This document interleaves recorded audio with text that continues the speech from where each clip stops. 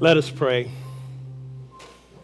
Surely the presence of the Lord is here because you are here. Not just here in these four walls, but you are here at this time on this planet. You are here being God's magnificence made relevant, made visible. You are the love, the joy, the strength of the divine, felt, seen, heard. Transforming yourselves, transforming this world. You are the divine made real. And we give thanks as we come together to celebrate that, to remember that, to honor that, to step into the fullness of that, to step into the fullness of who we are as divine beings, to become the highest, grandest version of ourselves. And we say yes to it. We say yes. And so it is, and so let it be. Amen and amen. You may be seated. Good morning. Welcome to Unity on the River. I am Reverend Ogun Holder, Senior Minister here. So glad to be back with you after 2 fun weeks of vacation. Thank you. And as many of you may be glad to see me back, I know what's really on your mind, so I'll just tell you and get it out of the way. Yes, I brought back bread from my grandmother's bakery. Yeah, see? That got louder applause. I know you guys. So make sure you grab some after hospitality. It is tasty, and it is warming up in the oven right now, I think. So happy to share some of that with you. Also happy today to welcome back, Cheryl Richardson to speak with us today. Yay, Cheryl.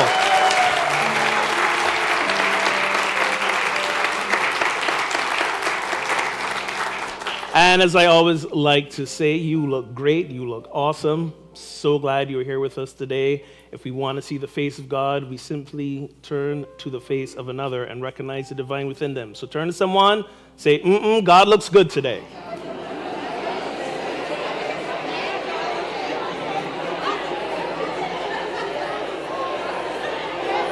God looks good. Hey, we got the black memo.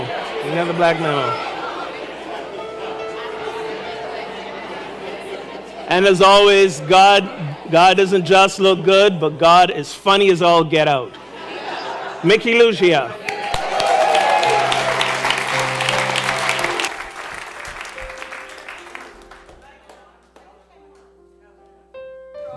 I'm always on. There we are. Thank you. Welcome. Wow, everyone looks so beautiful out there. God does look great today. Good morning. I'm so glad you can make it on this gorgeous pre-spring morning. Isn't it gorgeous out? It's all about perception. Okay, so let's get right to it so that we can hear our wonderful guest speaker. I'd like to welcome anyone here that's been here. Who's here for the first time? Okay, I knew we'd have a bunch. Keep your hands up, folks. Keep your hands up. You're in for a treat. You're in for a treat.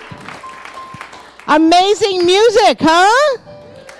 Unbelievable. Amazing choir. Keep those hands up. We welcome you. We welcome all paths to God. Thank you so much for coming. We have a flower. We have a welcome packet. And there's in the fellowship area, there's a desk you can go to right here in front, as well as right over here. Put your hand up. Thank you so much. Where you can, if you have any questions, there's a card you can fill out in your packet to leave with us if you're interested. I always like to make sure everybody gets their flower and packet. Is there anybody we missed? Thank you so much. Okay, we've got somebody else. Right here? Everybody's good. Okay. Don't be shy. This is Unity on the River. We're not shy. Okay. Thank you. Welcome, as always. You bring us your presence, which always elevates the presence of the center every week. It goes up and up and up. Pretty soon we'll be floating. It's wonderful. Thank you. Thank you. Let's all say hi to the streamers. We stream the service live to all over the world. We've had people tune in from Europe, different parts of the world. So We are a very abundant community, and we want to send that out. So thank you, streamers, for streaming this morning.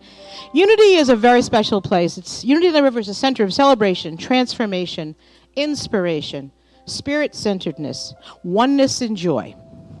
Please hold these truths in our heart as we say together our mission and vision statement. Let's say our mission statement together. We are a vibrant spiritual community that celebrates the presence in all and awakens humanity to its divinity. And then let's really envision our vision statement in our heart together. Centered in love, we joyously co-create a world of oneness, peace, and harmony. Just a couple of brief announcements. Next week is the first Sunday of March, which is a wonderful thing, because we all know what happens in March. Spring comes in March. So that's a wonderful thing. It's potluck, which means community potluck. So please bring something to share if you're coming, savory or sweet. And then on March 23rd, we have the Ken Clark Trio coming back. Yeah, as you know, some of us that have been here a while. Are you part of that, Steve? Nice, all right. That have been here a while. Ken Clark used to be part of the music team. So he did do a concert last year, fabulous concert. It was wonderful. That's going to be March 23rd at 7:30. It's a Friday night. Great way to end the week. Then I have Annie Breyer. Are you here, Annie? Annie Breyer, if you could just stand. Our very own Annie Breyer. She is, you don't even know what she's doing yet, and you're clapping. I love that. She's just being her, yes. Every week we'll have somebody stand, just be themselves.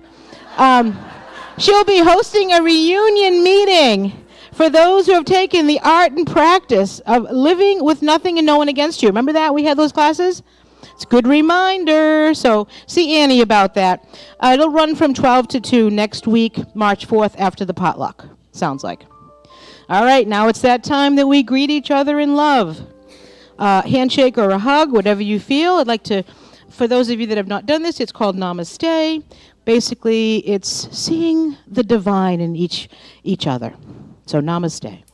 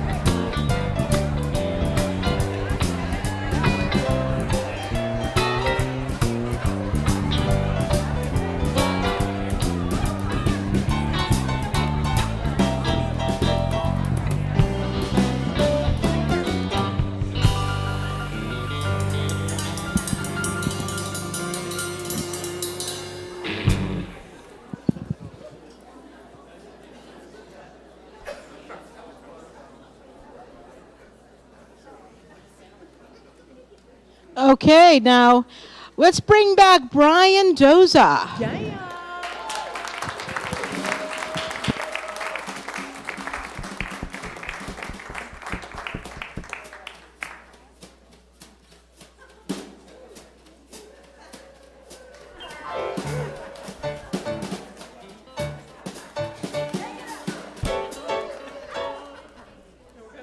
The heck was that?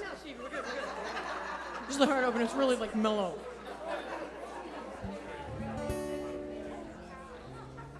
Calm down, people. Okay, we're doing.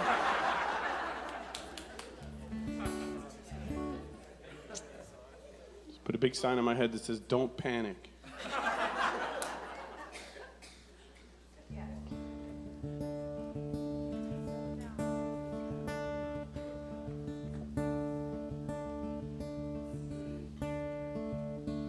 When I was a boy, each week, Sundays we would go to church and pay attention to the priest, and he would read the holy word and consecrate the holy bread, and everyone would kneel and bow. Today the only difference is everything is holy now. Everything everything, everything is holy now.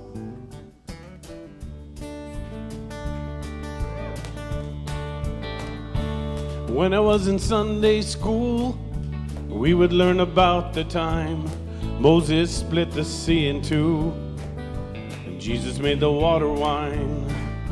And I remember feeling sad that miracles don't happen still, but now I can't keep track, 'cause everything's a miracle. Everything, everything, everything's a miracle. Wine from water is not so small, but an even better magic trick, 'cause anything is here at all. So the challenging thing becomes not to look for miracles, but find them where there isn't one.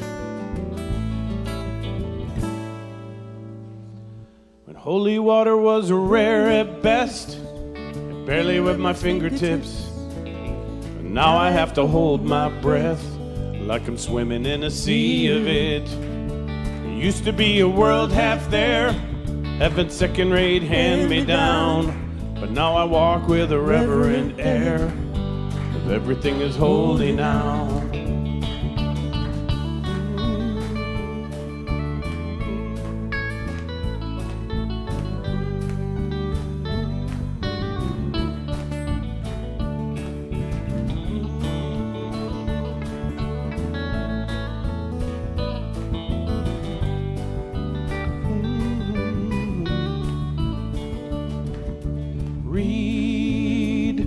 Questioning child's face and say it's not a testament.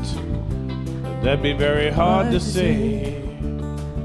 And see another new morning come and say it's not a sacrament. I tell you that it can't be done.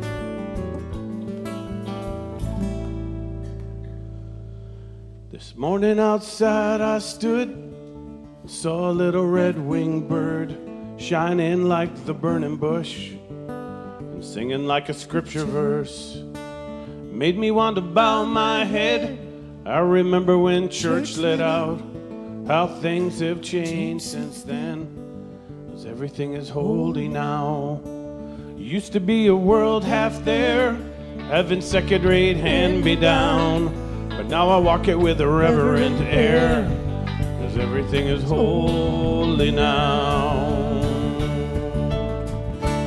Everything, everything, everything is holy now. Let me hear you. Everything, everything, everything is holy now.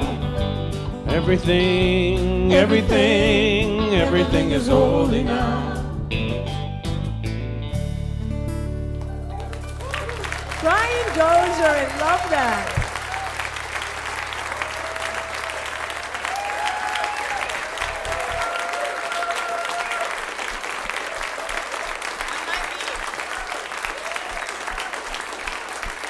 Mendoza. So quick announcement. It appears today of all days we're having trouble with our live streaming, but we are recording it, so we will post it later. I'm getting the thumbs up. We are live streaming. Ignore what I just said. I tell people I'm always the last to find stuff out, and they don't believe me. And can you do something about the heat? We're working on the heat. We're working on the heat. Working on it. So today at our 9 o'clock pre-service meeting, I asked Cheryl how she would love for me to introduce her. Is there a bio or something to read? And Cheryl said, I'm so tired of hearing about myself. Just say I'm an old friend of the church.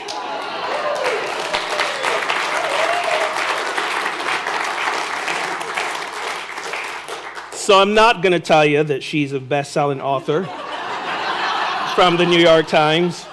I'm not going to tell you some of the other book titles like Take Time for Your Life, Stand Up for Your Life, The Unmistakable Touch of Grace, and her latest edition available in our bookstore to be signed by Cheryl afterwards, Waking Up in Winter.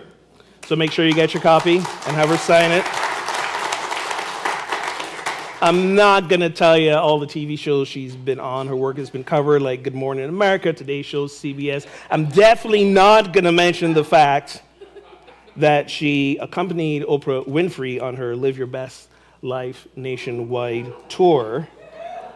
So, yeah, none of those things I'm going to tell you, but I am thrilled to meet her today for the very first time and to be a witness to her, ladies and gentlemen, a very old friend of the church, Cheryl Richardson.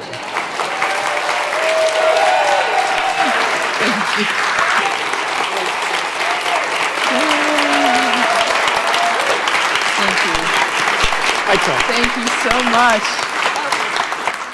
Oh my goodness gracious. I'm going to get you back. I'm telling you, it's just a matter of time, my friend. Those people who know me know I mean it. No. Thank you so much. Thank you. It's wonderful to meet you. I'm so glad to know that you are here leading this church. He's a really, I don't have to tell all of you, he's a really lovely, kind, warm-hearted man, and it was wonderful to be able to spend some time with you beforehand and get to know you, and the church is better for you being here. Yes, absolutely. Absolutely. And better for all of you being here. My goodness, what a rocking place this is. Yes, you are adorable. Yes. I mean, you're all adorable. You're a great dancer. My goodness. Wow. And Brian, my goodness, like I had no idea. Like I know Bruce, one of my dearest friends surprised me and showed up. Bruce, I'm so happy you're here. And I was thinking, isn't the music awesome? I know. Bruce is really into music like I am. And what a wonderful way to begin. Let me also just welcome and say hello to those that are watching the live stream as well. I'm glad, and thank you all for being here on this really wonderful morning. I woke up and I got dressed, and as soon as I went out the door, I was being pelted by ice, and I thought, really? Really? On Thursday night, I had to drive to Concord, New Hampshire to give a talk, and I left at 4 o'clock, just when the snowstorm started. And so I was driving in the snow going, really? Come on. But you know, we are blessed to live in a very interesting, ever surprising place, aren't we? Yeah, I love that about New England. You know, it's so funny coming here to give a talk. I never prepare for talks anymore. I really just show up and sort of get a sense for the room, and I just trust. You know, this is one of the great things about getting older. You really do just trust in the divine and in your intuition, and you just sort of say, listen, you just take over and help me to say what I'm going to say. However, when you've got a certain amount of time to speak, and it's a reduced sort of time, then you do have to do a little preparation. So there's a couple of pieces that I am going to read from my book as a part of the talk, but don't worry, I'm not going to read for a long time. It's just that I wrote it already, and I wrote it much better than I can remember it, so. Everything is Holy Now was such a beautiful choice. Like I sat there thinking, don't cry, you'll just run your makeup before you get up here. But it was just such a beautiful choice of music to begin with, because my experience of midlife is that my experience of midlife, when you're committed to your own spiritual evolution, when you're really consistently entertaining a relationship with your soul, which is what we are, souls here, right? My experience is that everything indeed does become holy. And what a great payoff that is, huh? I woke up this morning and I lifted my head from the bed and I watched. This was really early, believe it or not. The sun was rising. And there was actually light. I saw this beautiful orange-red glow coming up through the trees, behind the trees.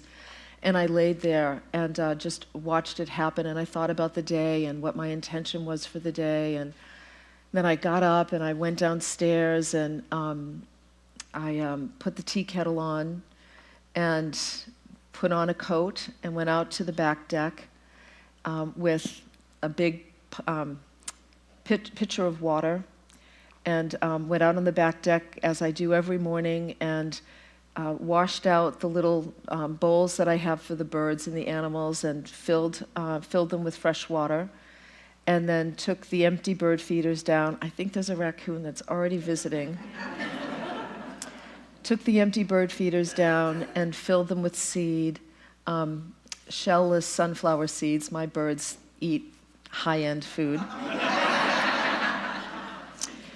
And so filled the bird feeders, filled the one feeder with this wonderful peanut butter pack of something or other that's homemade, that I get at the bird seed place down at the Rotary. It's wonderful to be able to, you all know what I'm talking about. And there's a gal who makes it looks like a suet pack, but it's peanut butter, and I refilled one of those for the starlings that are now here and that are just so thrilled, and sprinkled some seed around because the squirrels are going to come, I know, and it's like, might as well just feed them rather than watch them try to get into the squirrel-proof bird feeder. I went back in and made myself a cup of tea and took out this little silver $20 gadget that I bought on Amazon called a milk frother. Right? Yeah. Awesome self-care gift to oneself.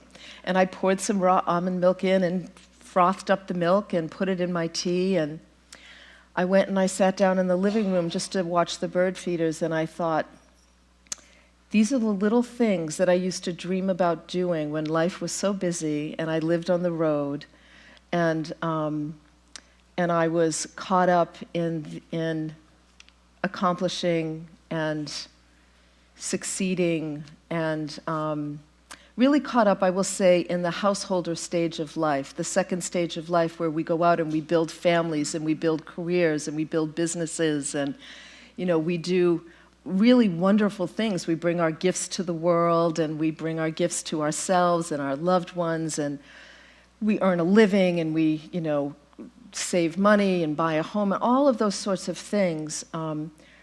As I got towards the latter stage of that period of my life, I realized that it was these little things, these little holy things. They are so holy. Everything really is holy, that I miss the most. So I want to just start by reading a little piece out of Waking Up in Winter. This book is an answer to a calling. It's a kind of calling that all of us get at different times in our lives, where we realize that what used to work is no longer working. And we start to question the direction of our lives, or we question the direction of just our own hearts and minds, and we start to feel uncomfortable, or frustrated, or irritated, or resentful, or depressed, or just distressed in some way. And we start to try and figure out what's going on, and we're not really sure, because we're just doing everything we've always done, and there wasn't a problem before, and suddenly there is a problem. Things just aren't working the way that they used to work. And this happened for me when it came time for me to write my next book. I realized something really scary, and that was, I felt in my heart and in my soul, as a soul, that I had written everything I needed to write about self-care and work-life balance and emotional, physical, and spiritual health, and I had nothing else left to write, and a publisher who was waiting for my next book. But when you make a commitment to your own spiritual evolution, you have to live the truth. You can't do anything but that. And I was very grateful to have a husband who's also a writer and who knows me well and who shares my own journey of spiritual evolution, who really challenged me to do something different. And he said, all your life you've written journals, you've kept journals. You love May Sarton, who was from this area. Some of you may know who she is. I was passionate about a writer who wrote a series of journals throughout her life, and I read every one, many more than once. And he said, you love May Sarton, and she wrote about what it was like to be a creative woman in the 20th century, and I think it's time for you to do that. Show people what it's like to live an examined life committed to growth and healing in the 21st century. And I felt two things simultaneously. Totally excited and jazzed about the idea, and terrified. The two things that I've always told people for years and years and years as a coach, students,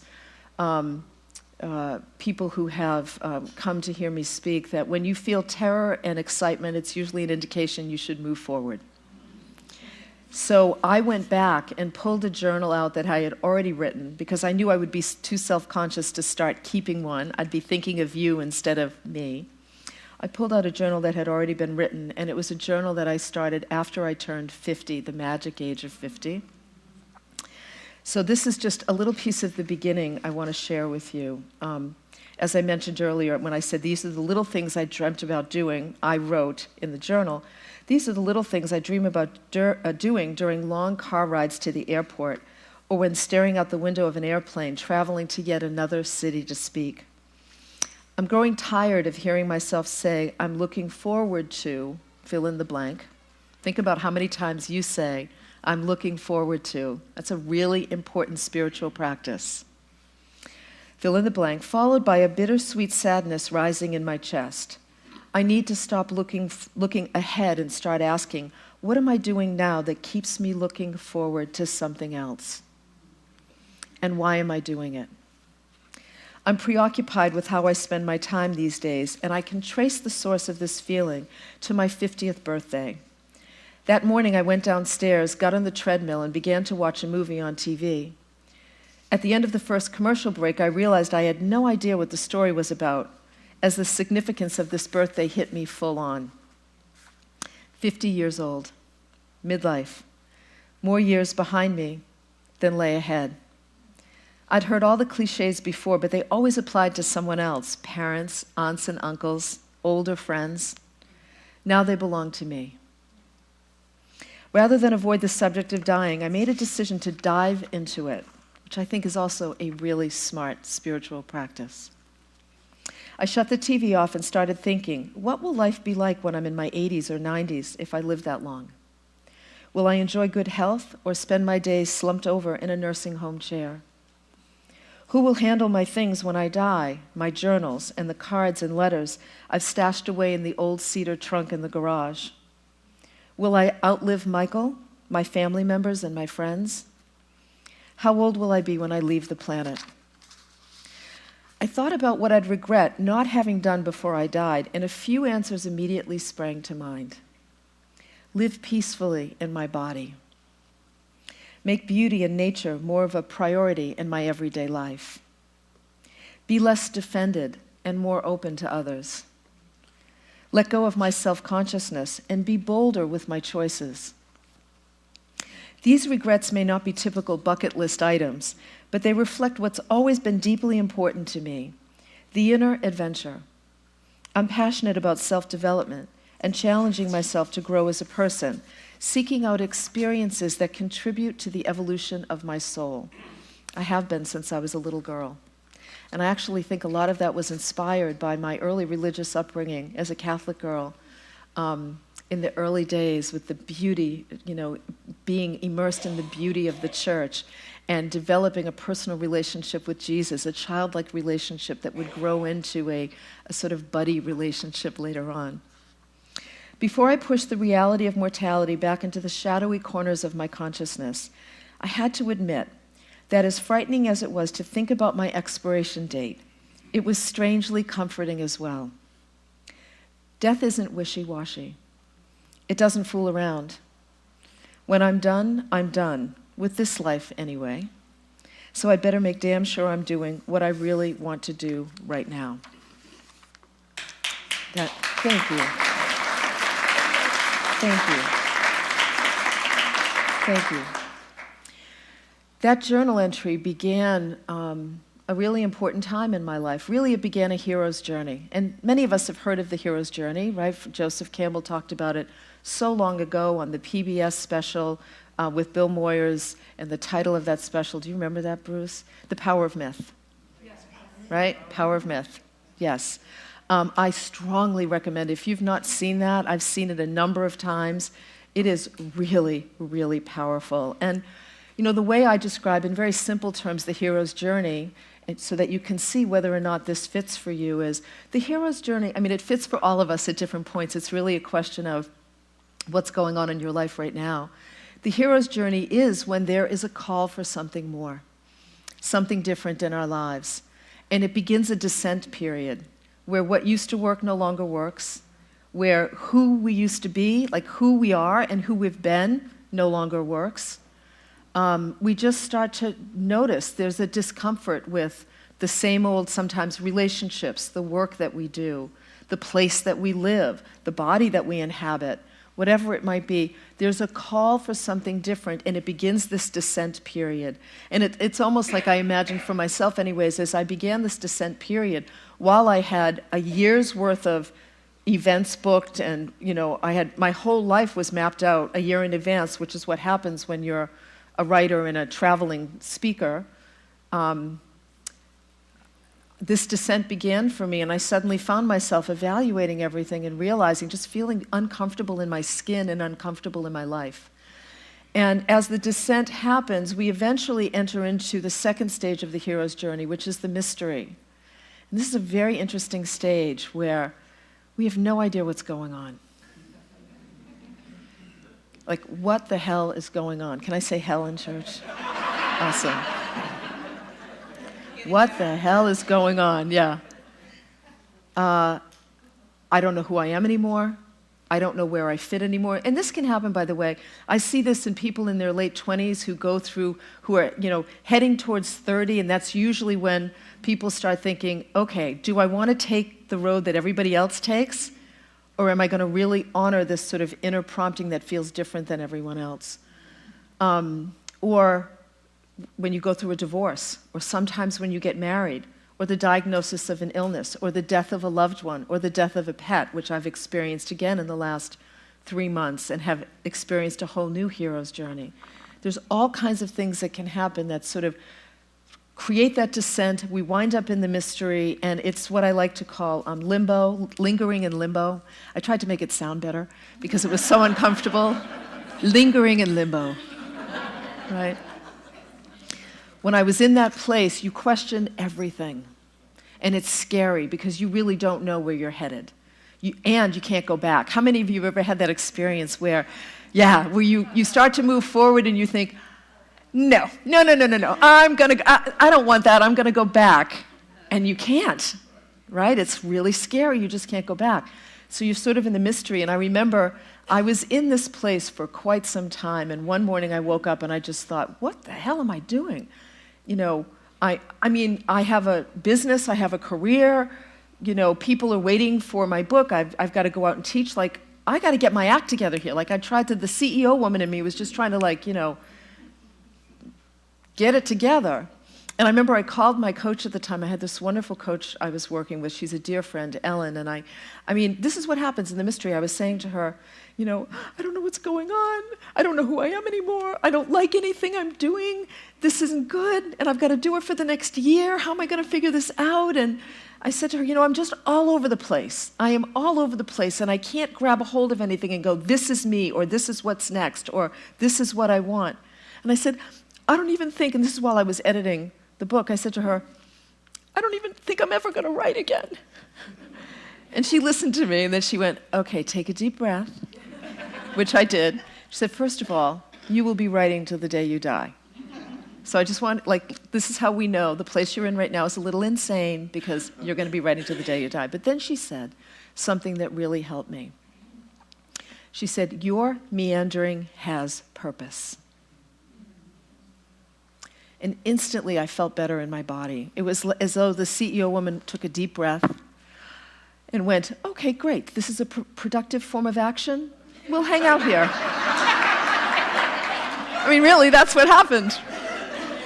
So she calmed down, and what happened was the artist now had a place, more space in my life. You see, I've been teaching a long time, people.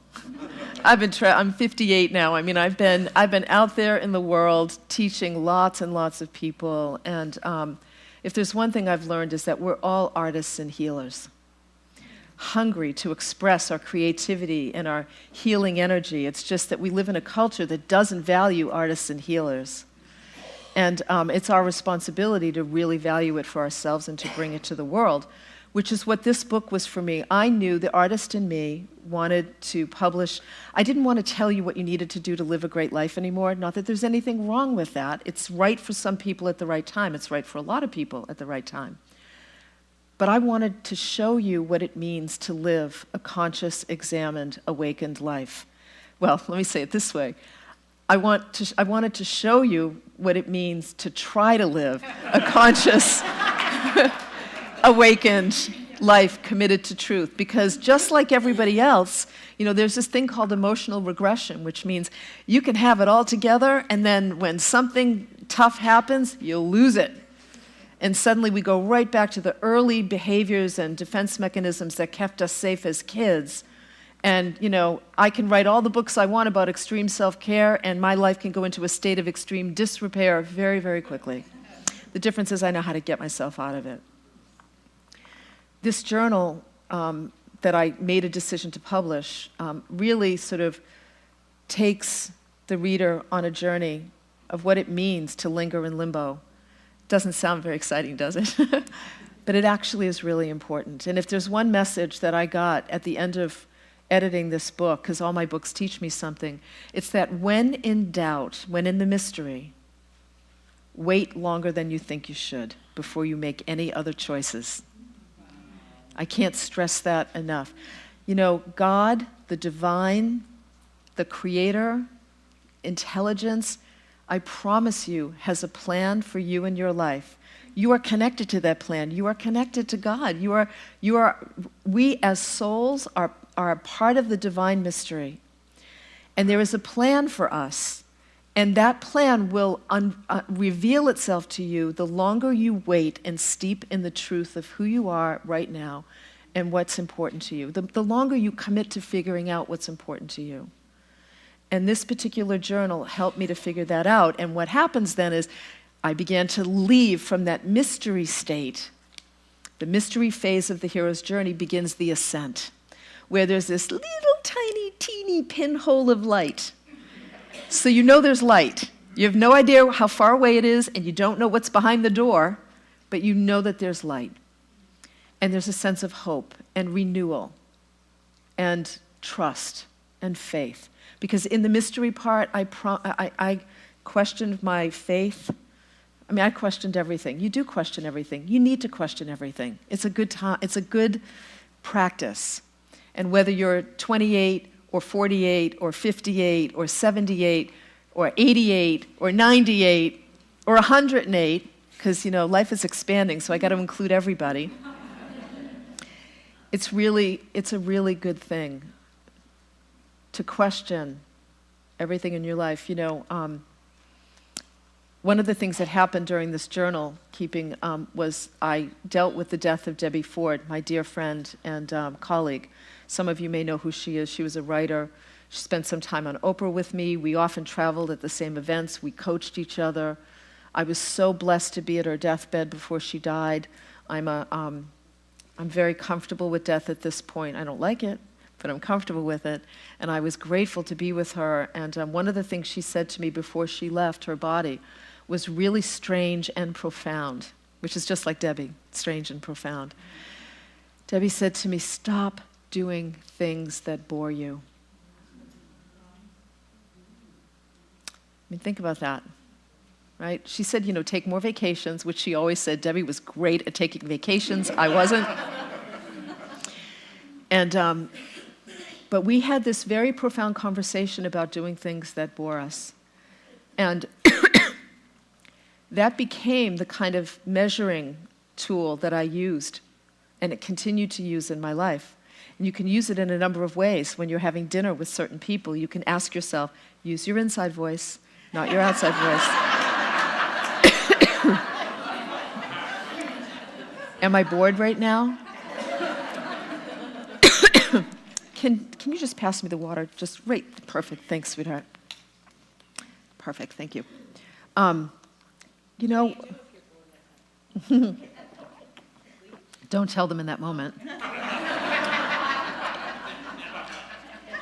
No, but because let's face it, it works two ways. We've got to make sure we're not boring either. One time, my husband and I were out to dinner together, and I know this is live streaming, but we were out to dinner together, and I could tell my husband's a very bright man, and he doesn't, like me at this point in life, he doesn't have a lot of patience for cocktail-level conversation. It's just boring, right? You got a limited amount of time left. This is the gift of death. You've got a limited amount of time left. You want to really live, right? And we were in the middle of having dinner with a couple of friends of ours, it's two women, and just out of the blue, he said, "So, what do you think happens when we die?" And both of them sort of looked at us like, and we proceeded to have the most unbelievable conversation for the rest of our time together. And we've used that several times as a result. Yeah, you can use that. But come up with, I should just do a whole questions book about how to take boring conversations to a deeper level. But I digress. Let me try to get back to the everything is holy moment.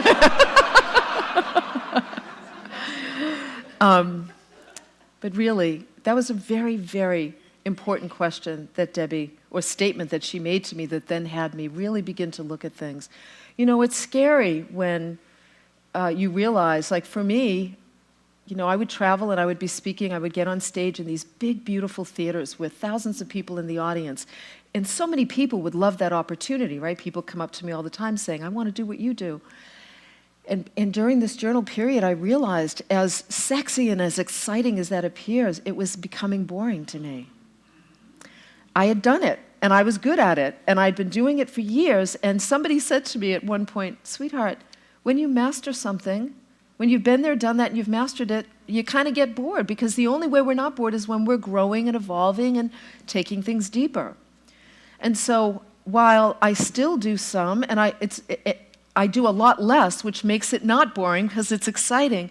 But what I really wanted was smaller engagements with people. It's why, I started leading retreats up in York, Maine at the Stage Neck Inn. Just 2 retreats a year, yeah. And I just bring 50 people together and do these this was born out of this, where I just decided, you know what? Here's the other great thing. When you hit midlife, your suck-it-up muscles go slack, which is a good thing. You lose a filter or two, right? It's gotten me into a little bit of trouble. And I find, as I move to the latter stage of my life, I find that and I think this is true for the world, we need to bring more of the divine feminine in, because the hypermasculine is going to kill us all. Now, I'm not talking about men and women, I'm talking about masculine and feminine, right? And so I needed to make a shift from being the gladiator, the hypermasculine, to the chalice. And the chalice is about presence and receptivity and being open and trusting that life has a better plan for you than you could have for yourself with your crazy mind. And in that openness, you allow life to bring you what's next. And that's really what I began to cultivate. And I began to cultivate that in my work, so that when I decided to do the retreats, I basically said to people, if you're looking for a linear, agenda-driven, experience, I'm not the gal for you. Because these events are going to be organic, present moment, created, engaged conversation. And that was just one example of a very significant shift I made in my work as a result of the hero's journey that I went through. All of that is inspired by turning 50, which there's something really magical about that number. It really is like a come to Jesus age, isn't it? It's kind of a cool thing to think about. And also losing loved ones. There's something really, we were talking earlier about even, losing, I write about Poupon, my cat, in the book, who I lost just in November. And even the loss of an animal, which was probably the hardest loss I've ever grieved, because there's so much a part of your everyday life and they're so unconditionally loving. It just made me appreciate the preciousness of this life and to be less afraid, bolder, much like the things that I said in the beginning that I wanted. That's the gift of just considering our own mortality. So I'm going to finish with another journal entry, and part of the reason I thought of you when I was when you were speaking, part of the reason, Mickey, that I chose this one is because it starts with, "Today I can feel a tiny hint of spring stirring in my body," and I'm trying to will spring, which I know is not very present moment, but I'm still a work in progress, people. So I'm going to read you this part, and then we'll go into the meditation. Today I can feel a tiny hint of spring stirring in my body.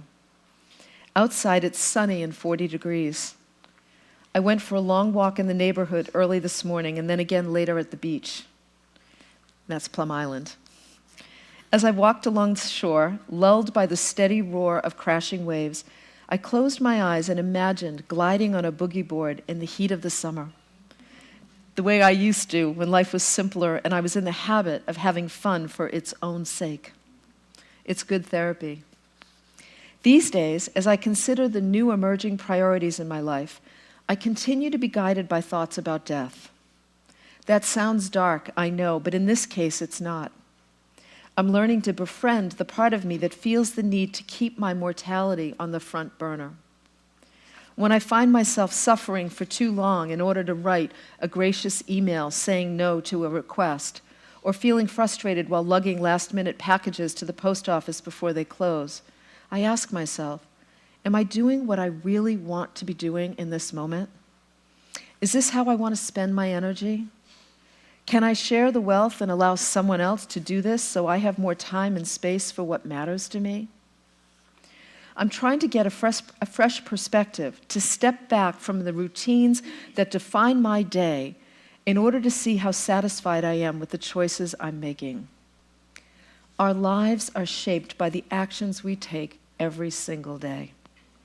From the mundane errand or the therapy session to the project we take on at work or the conversations we have with our friends, our partner, or our pets. I want to stay awake. I want to stand witness to the choices I make that sculpt this one precious life. I want to stay connected to who I am today, not reflexively serve the person I've been in the past. At times like this, thoughts of impermanence are a gift if we're brave enough to entertain them. For most of us, the thought of death is a frequent guest, one who continues to visit despite the fact that we do our best to ignore her. I'm making friends with this visitor because I know she has something vital to teach me. Stand back, she says. Observe your life. Stay tethered to your soul. So join me in closing your eyes and taking a deep breath.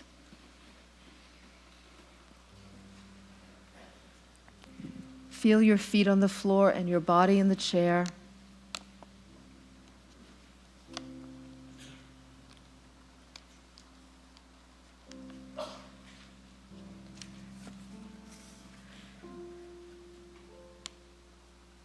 And you might even put your hand on your heart and say to yourself quietly, I love you, sweetheart.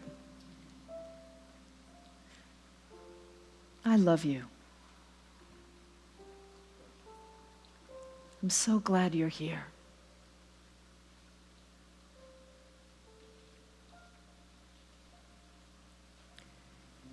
Let's really live this life.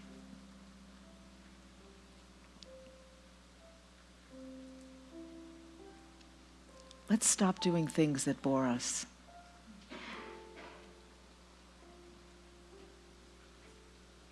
Let's stay awake.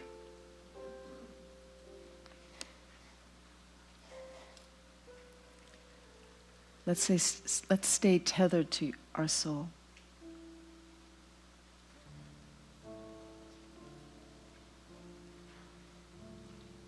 And just take a few moments to think about what that means to you.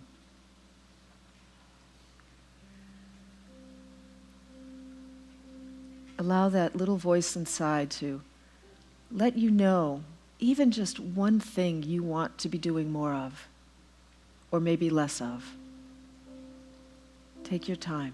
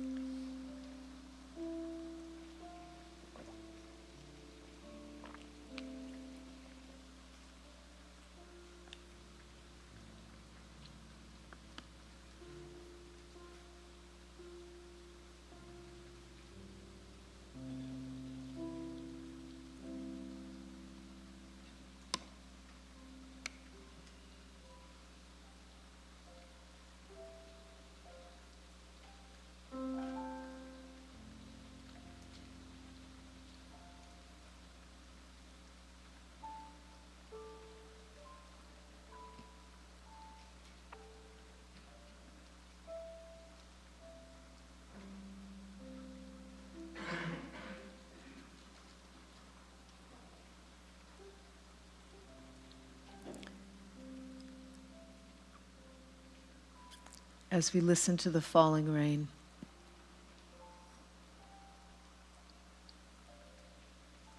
It's so clear that this is a holy moment.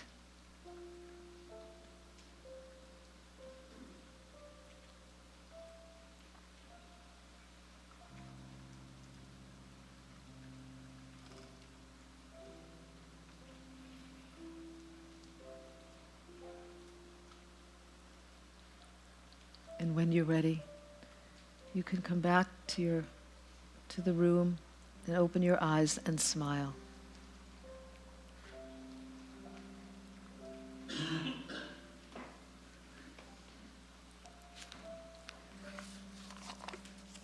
Thank you so much, everybody. Thank you.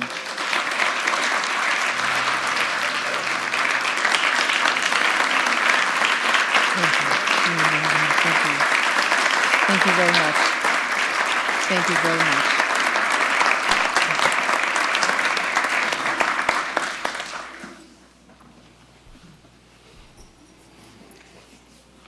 Thank you, Cheryl. As you were speaking, I leaned over to my friend Rana and I said, this is why I do this job, because it is so not boring.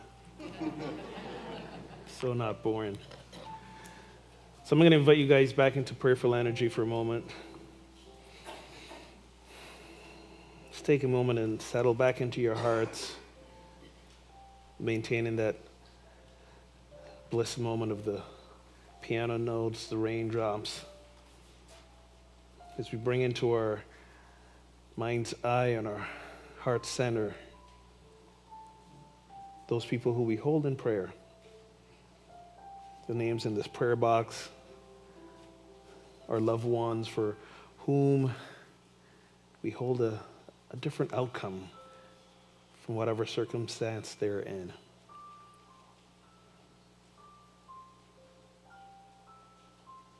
Holding that intention for them, that indeed, remembering that every moment is holy, that every period that may seem dark will eventually open to the light, and that we are here to support, to love, to hold that sacred container for them as they make their way into their fullness and their wholeness. Should you hold that intention and prayer for people in your life, I invite you to say their names out loud now.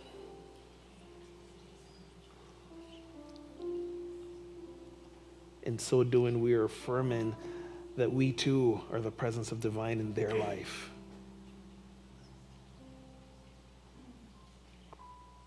That we too are the face of God for them.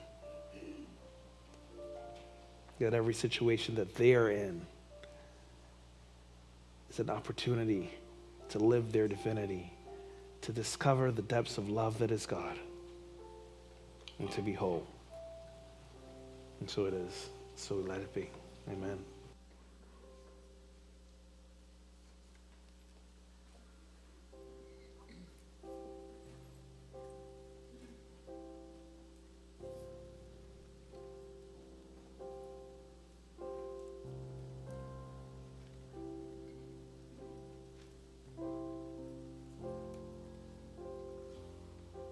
You are the face of God.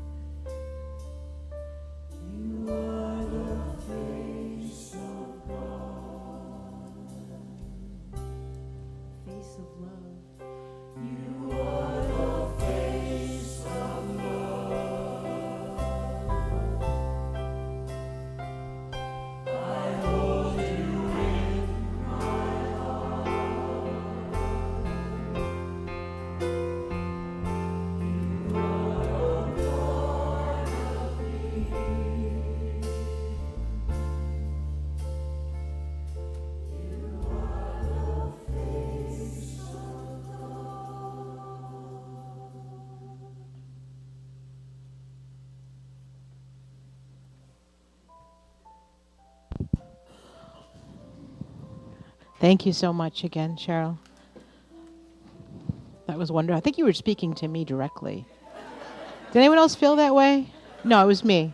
No. Can I get Ellen's phone number? And I'll be over your house in the morning for some birdseed. Tasty. Sounds good. All right, so as we get ready for our tithes and offerings, because you know that's how we function as a church, as you prepare those, I'd like to bring attention to our beautiful souls that are our prayer chaplains. If you may stand if you're able. They're here for you to listen to a prayer, whether it be for gratitude or if you need help with something, or if it's just you're not feeling your own divinity. They'll sit with you and listen and help you with that. They're available right after service. We also have something called home and hospital prayer chaplains. Is anybody from that chaplaincy here? Catherine. We also have Annie. Thank you. They're available to visit hospital or home visits for those folks that can't get out that would love to have somebody to do prayer with. You can see them.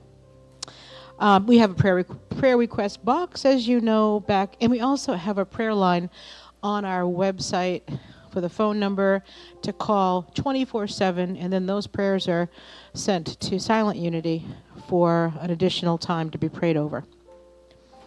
So as we get our tithes together, let's hold them and say our tithes and offering affirmation together. Divine love as me blesses and multiplies all that I am, all that I have, all that I give, and all that I receive.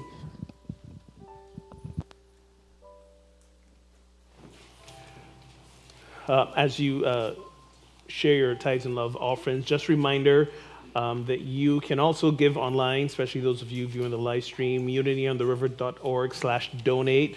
We would love for you to go set up a reoccurring gift and tithe that way. Those of you who are who love playing with their Apple Pay on their phones, we accept Apple Pay on our website, so go to that page as well. Also want to remind you, Waking Up in Winter, Cheryl's latest release, is in our bookstore today, and she'd be happy to sign a copy after she greets you in the receiving line, so make sure to pick that up today. And finally, starting next Monday, if you really want to get out of the boredom and really jumpstart things, join me for the Absolute Abundance class. How many folks have taken Absolute Abundance here so far?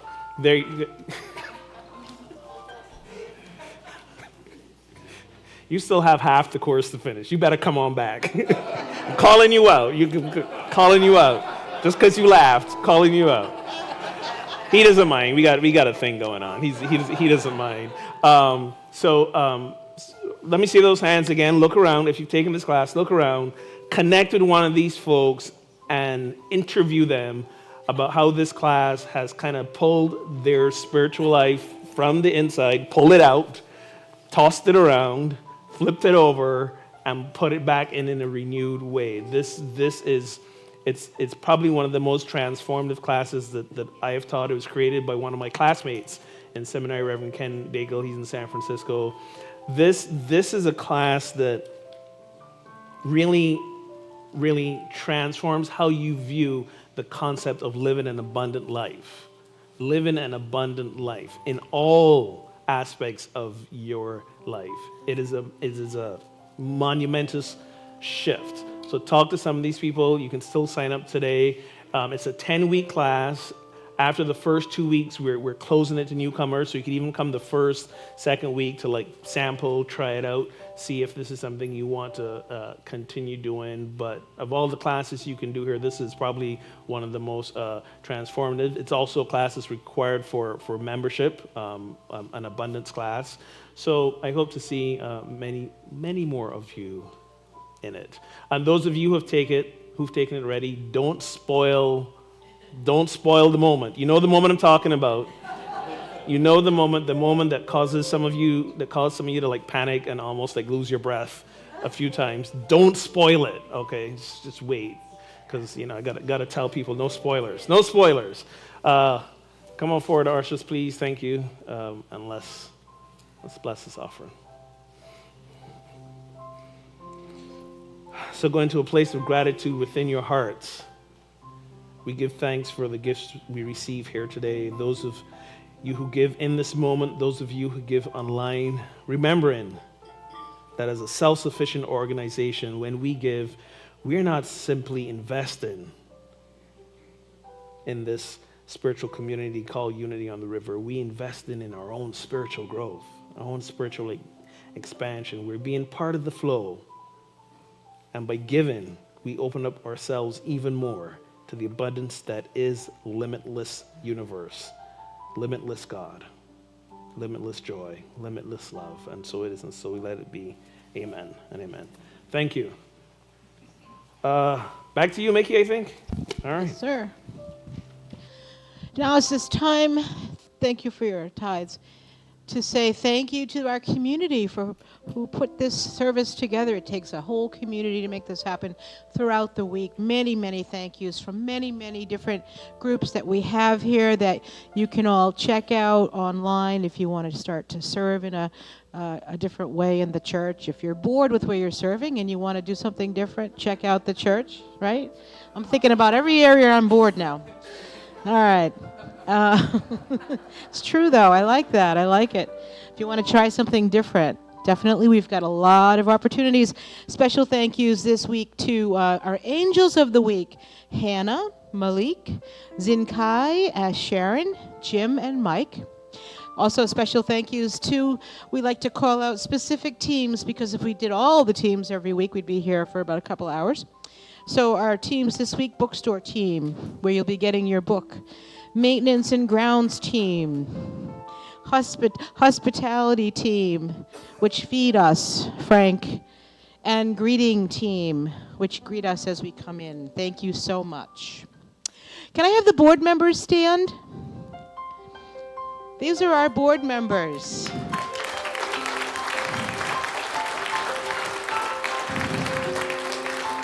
These beautiful souls are the steerers of the ship. Is that right? You kind of make big decisions for us. So we thank you. It's a volunteer position. So thank you for the hard work that you continually do. Okay, look at Brian's already here. I didn't even see you come up. You're getting better. Brian is also our sound man as well. If any of you are new. This guy's amazing. He does a lot. Talk about serving. So I'm really back there right now, but I'm not. Yeah, exactly. Very cool activities. So here we are I know you all again. appreciate it when I run because I forget that I have to be up here. but- Exactly. That's why I'm like surprised you're here. Brian Dozer.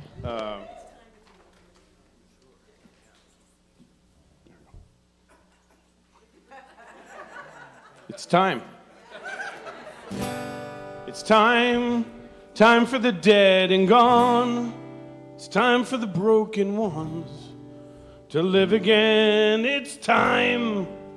It's time for the dead to rise. It's time for the wings to fly, to live again. I can hear the calling. I can hear the sound of rain. Over the mountains and over the valleys, I hear the calling. It's time. Over the mountains, over the valleys, I hear the calling. It's time. It's time.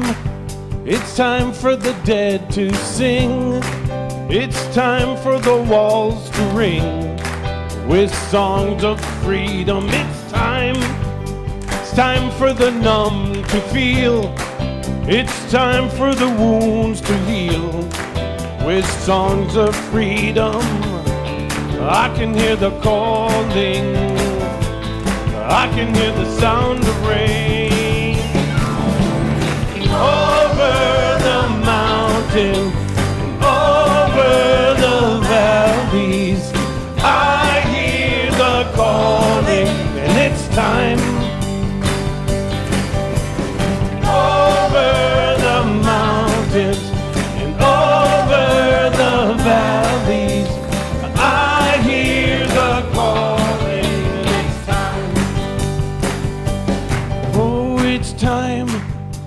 time for the tide to turn.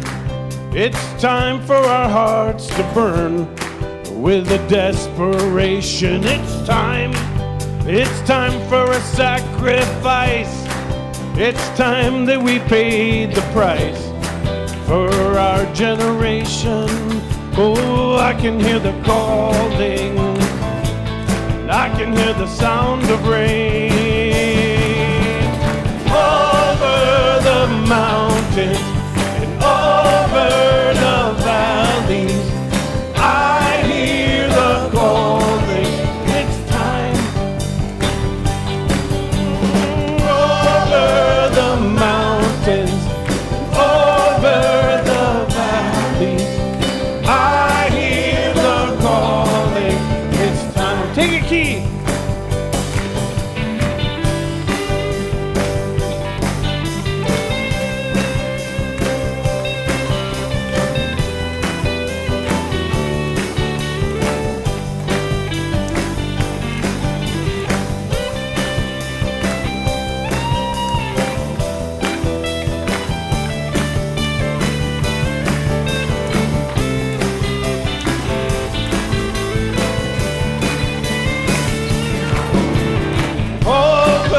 The mountains, over the valleys, I hear the calling, and it's time. Over the mountains, over the valleys, I hear the calling. It's time. It's time for the dead to rise. Yes, it's time for the wings to fly. I hear the calling. It's time. It's time for the numb to feel. Yes, it's time for the wounds to heal. I hear the calling, and it's time. Oh, it's time to repay the price. Yes, it's time for a sacrifice. I hear the calling, and it's time. Here we go. Over the mountains, over the valleys, I hear the calling, and it's time. Over the mountains, over the valleys, I hear the calling. It's time. Let me just hear your voices. Here we go. Over the mountains and over the valleys, I hear the calling, and it's time. Over the mountains and over the valleys, I hear the calling, and it's time. Here we go. Bring it home. Over the mountains, over the valleys, I hear the calling, and it's time.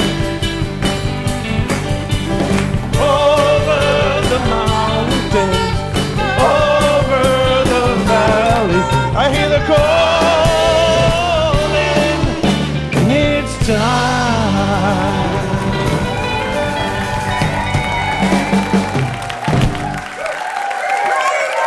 Just give it on out. Thank you, choir. Thank you, Keith, Stevie, Mike Bruin.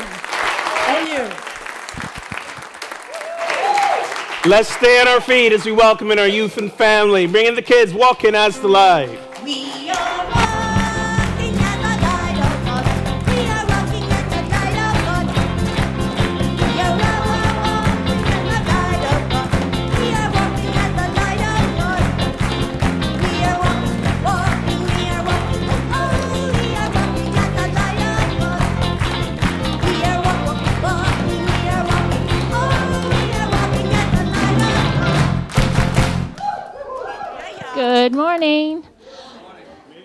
We had 3 separate groups today. We had 2-year-olds, we have this awesome group of girls, And then we had teenagers. So awesome. 5 teenagers. And Susan, she's a teenager. And Susan came to facilitate our conversation today, and she's going to be doing some healings for the kids for a love offering in the children's room. So if anybody's interested, come on in, have a conversation. And the other thing I wanted to share is last weekend I went to Richmond, Virginia, to the Unity Youth Leadership Program, which many of you have contributed to support our kids to go to these things. I've never experienced it. It was really awesome. These kids want to have conversations. They have really powerful conversations. So I thank you for contributing, continuing to contribute, because we have these kids that are here every week, and they're hitting that time when it's time for them to start to go to rally, and it's really powerful. So thank you.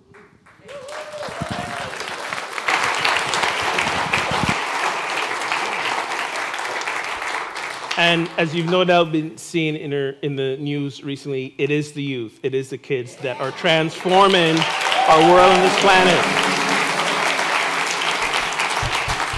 So let us hold the intention that all our youth, not just here in this building, in this region, but across the country, are empowered with these unity teachings and courage to go and do transform the world. So let us hold that intention. Stand, hold the hand of your neighbor, hold the intention for the children, for ourselves, that there is and there will be peace on earth, and it begins with us.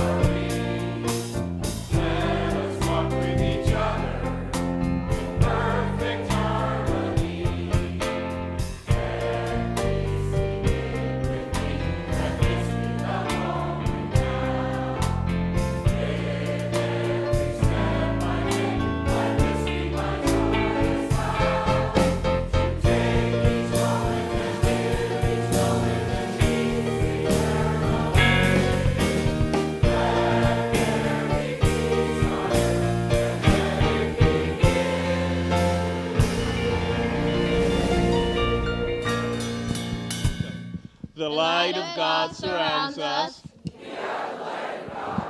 The love of God enfolds us.